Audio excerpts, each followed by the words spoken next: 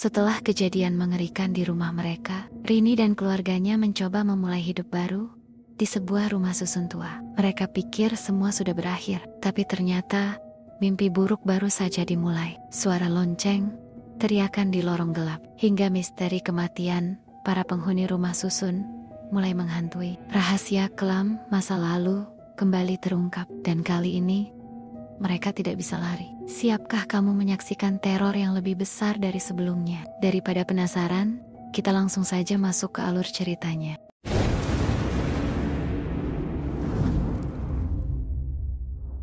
Film dibuka pada tahun ke-1955. Budiman, seorang wartawan, diculik dan dibawa dengan mobil ke Observatorium Bosca, Lembang, Bandung. Penculikan itu ternyata atas perintah sahabatnya, Mayor Polisi Heru. Di sana, Heru menyuruh Budiman masuk ke ruang observatorium. Begitu masuk, Budiman terkejut melihat banyak pocong dan mayat yang bersujud ke arah sebuah lukisan, menyerupai sosok perempuan bernama Raminom. Heru menjelaskan bahwa pagi tadi seorang petugas kebersihan menemukan peristiwa misterius tersebut. Di lokasi, tampak jejak mayat dan pocong yang berjalan sendiri menuju ruangan. Selain itu, biji berwarna merah tampak berserakan di tanah. Heru meminta Budiman untuk merahasiakan penemuan itu. Mayat-mayat akan segera dikuburkan kembali dan lokasi dibersihkan agar tak menimbulkan kehebohan. Terlebih, Bandung akan menjadi tuan rumah konferensi Asia Afrika keesokan harinya.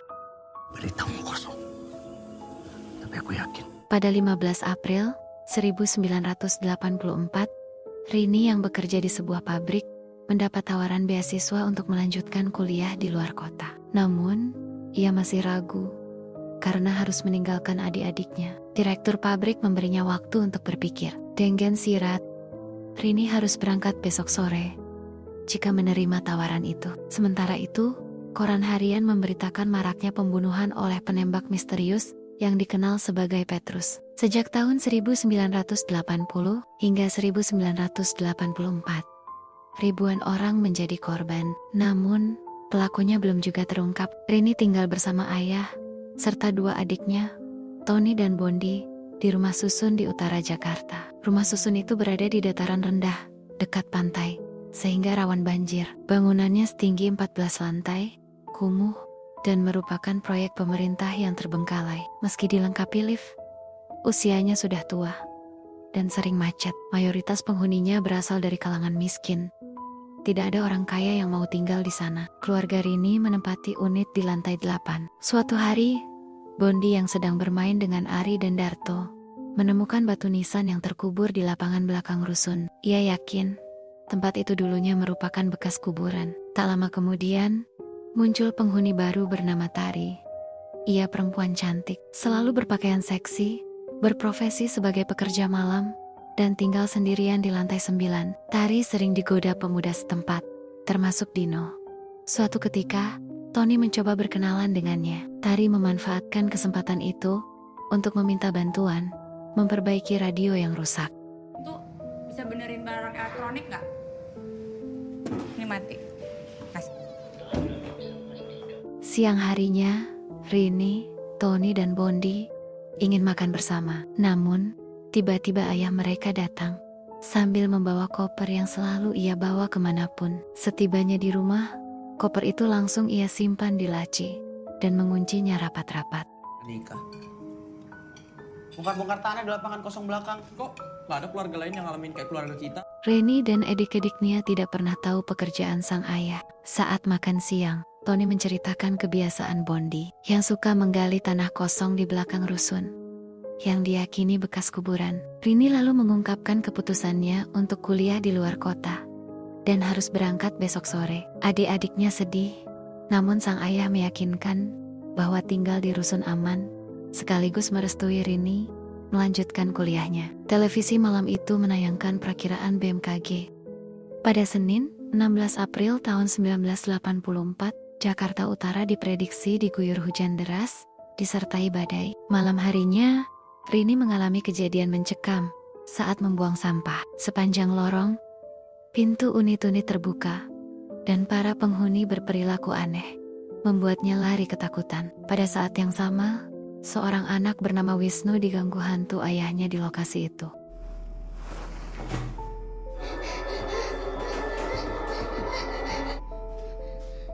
Bukan itu Wisnu. Sementara itu, Budiman, penulis majalah Maya, membuka kotak berisi bukti yang dikumpulkan hampir 30 tahun tentang sekte pengabdi setan. Di dalamnya ada foto-foto pengikut sekte, termasuk orang yang dikenalnya, serta dokumentasi sejarah rumah susun tempat Rini tinggal. Budiman pun bertekad melindungi keluarganya dari pengaruh sekte tersebut. Keesokan harinya, menjelang keberangkatan Rini, tragedi terjadi. Lift rusun yang dipenuhi penghuni macet di tengah perjalanan. Panik melanda. Hanya Wisnu yang berhasil keluar karena tubuhnya kecil. Namun tak lama, lift jatuh dan menewaskan semua orang di dalamnya, termasuk ibu Rini. Sementara sang ayah selamat. Dua anak perempuan yang sedang mengambil koin di bawah lift turut menjadi korban mengenaskan.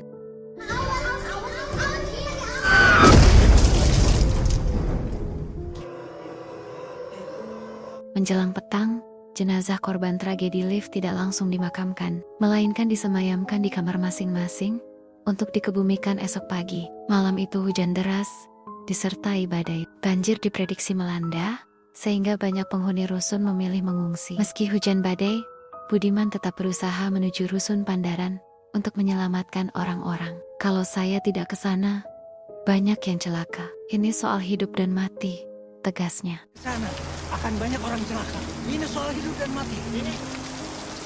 Di rusun, Tony mengembalikan radio yang sudah ia perbaiki kepada Tari. Namun, ketika Tari menyalakannya, suara di radio berubah menjadi suaranya sendiri yang terdengar sudah mati dan meminta tolong. Ketakutan, Tari lari keluar unit, lalu bertemu Tony. Ia segera menyerahkan kembali radio itu. Tony lalu membuangnya ke tempat sampah. Saat suasana sepi, listrik padam karena gardu terendam. Dari situlah, malam panjang penuh teror dimulai. Tak lama, Tony berpapasan dengan Ustadz yang sedang berkeliling, mengecek tiap unit, termasuk yang berisi jenazah. Ustadz mengajaknya ikut serta. Awalnya, Tony menolak karena takut. Tetapi Ustadz menenangkannya, bahwa takut hanya kepada Allah. Akhirnya, Tony terpaksa menemani. Mereka masuk dari satu unit ke unit lain, memeriksa jendela dan atap. Saat berada di sebuah kamar dengan dua mayat terbaring, Tony menutup jendela yang terbuka. Namun ketika ia menoleh, Ustadz tiba-tiba menghilang. Tony panik dan berteriak.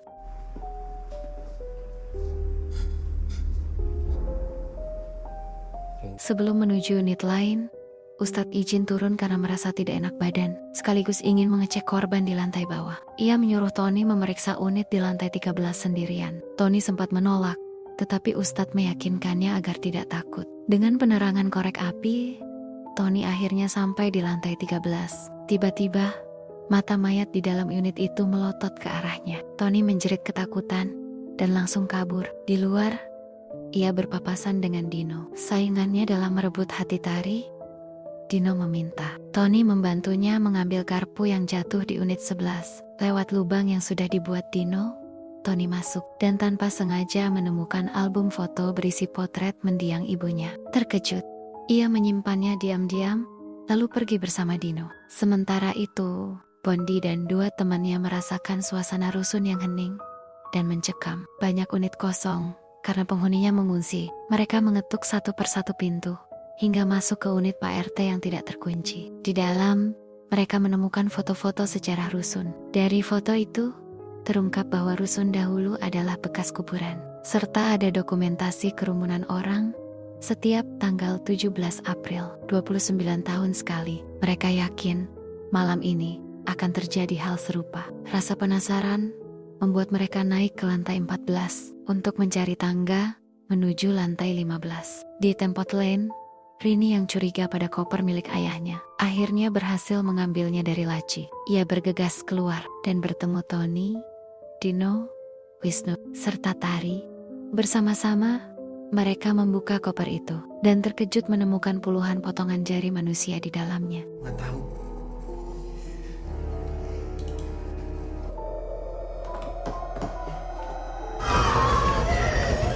Mereka berlari ketakutan. Namun, Rini memilih tetap tinggal untuk mencari adiknya, Bondi. Ia ditemani Tony dan Wis, sementara Tari dan Dino kabur ke bawah. Kalian berdua nyusup. Enggak, aku nggak percaya kalau ada apa-apa bisa. Setibanya di lantai dasar, mereka terjebak dalam genangan air yang dialiri listrik. Bukannya selamat, justru teror terus menghantui. Dino diserang arwah Raminom hingga tewas mengenaskan, tertusuk garpu sampah.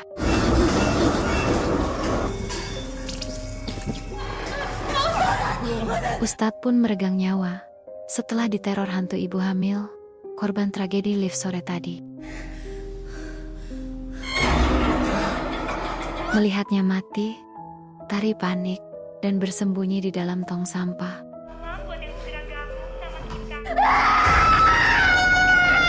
Sementara itu, Wina diteror sosok yang meniru suara ibunya, hingga akhirnya tewas juga. Di sisi lain, Bondi bersama dua temannya menyelidiki rusun. Mereka melihat seolah ada lantai di atas lantai 14, namun tidak menemukan tangga menuju ke sana. Bondi menduga aksesnya tersembunyi di salah satu unit, lalu mereka pun memeriksa satu persatu kamar. Di sebuah unit, Bondi mendapati seseorang duduk di kursi. Shot didekoti. Ternyata itu Ian, adik bungsunya yang dulu hilang. Kaget sekaligus takut, Bondi berlari keluar dan bertemu Rini. Mendengar Ian masih hidup, Rini langsung masuk dan membawanya keluar. Mereka kemudian berhadapan dengan bapak. Ia mengaku semua yang dilakukan hanyalah demi melindungi keluarga. Meski akhirnya terbongkar bahwa dialah yang mengajak ibu bersekutu dengan Raminom. Saat melihat Ian, bapak berniat menyerangnya. Namun Rini mencegah. Tak lama, Rini jatuh pingsan. Dalam kondisi setengah sadar, ia menyaksikan ritual sekte pengabdi setan yang dipimpin Ian, yang ternyata jelmaan iblis. Sementara itu, Tony, Bondi, Wisnu, dan dua temannya ditangkap sekte itu. Mereka menyaksikan bapak disiksa hingga tewas kejam. Tubuhnya diikat 4 kuda, lalu ditarik ke arah berlawanan. Ian kemudian memberikan Rini selembar daun, yang membuatnya berhalusinasi hidup nyaman dengan kuliah impiannya. Namun Rini menolak, memuntahkan daun itu, dan kembali tersadar.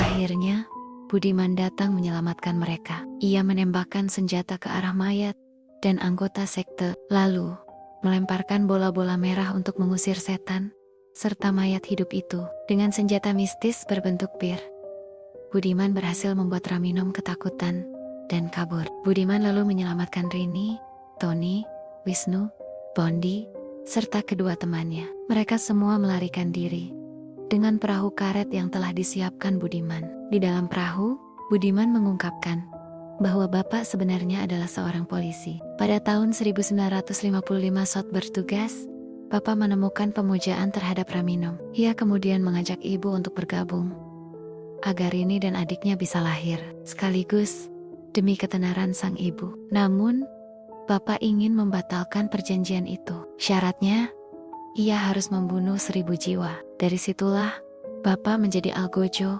dalam eksekusi Petrus. Sayangnya, ia melakukan kesalahan karena terlalu menyayangi Rini dan adik-adiknya. Sejak awal, Ramino memang mengincar bapak. Sosok ibu hanyalah kamuflase untuk rencana yang lebih besar dan lebih jahat. Rencana itu masih akan diungkap Budiman. Di akhir film, Batara dan Damina kembali muncul dan berdansa di salah satu unit rusun. Seharusnya semalam kita datang.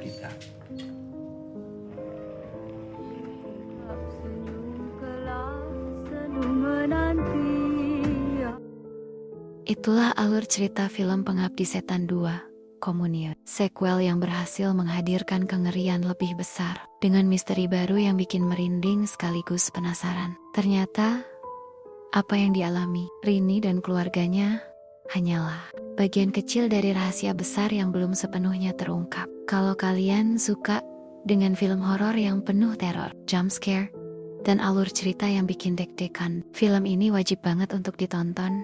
Jadi, bagaimana menurut kalian? Apakah Pengabdi Setan 2 lebih seram daripada film pertamanya? Tulis pendapat kalian di kolom komentar. Dan jangan lupa like, share, serta subscribe supaya nggak ketinggalan alur cerita film horor lainnya.